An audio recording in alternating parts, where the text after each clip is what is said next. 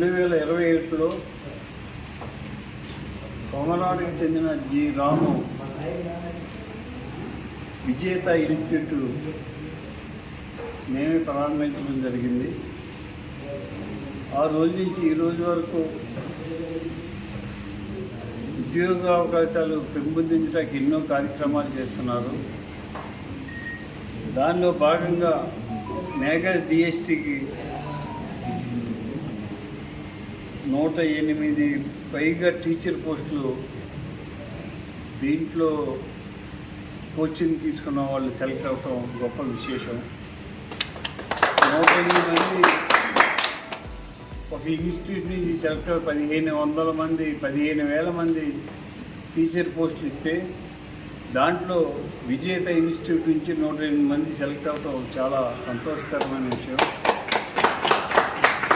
వారికి ఈ ఇన్స్టిట్యూట్ పెట్టిన రాము గారికి అందరికీ కూడా అభినందనలు తెలియజేస్తున్నాను.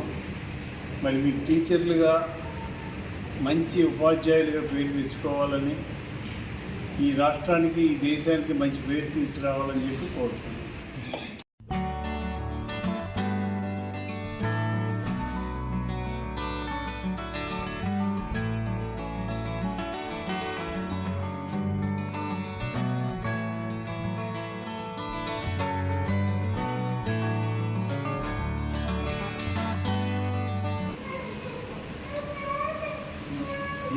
రెండు 2024 ఆంధ్రప్రదేశ్ ఎన్నికలకు వెళ్ళే ముందర నారా చంద్రబాబు నాయుడు గారు సూపర్ 6 పథకాలు అమలు చేస్తామని చెప్పేసి ఒక ప్రచారంలో తీసుకొచ్చారు. దానిలో భాగంగా మెగా డిఎస్సి 16,000 మందిని నారా లోకేష్ బాబు గారు విద్యాశాఖ మంత్రిగా ఎక్కడా ఏ తప్పు జరగకుండా దేశంలోనే ఒక అవినీతి మరక లేకుండా మరి మెగా డిఎస్సిని సెలెక్ట్ చేయడం సామాన్య విషయం కాదు. ఇది చాలా కష్టమైన పని.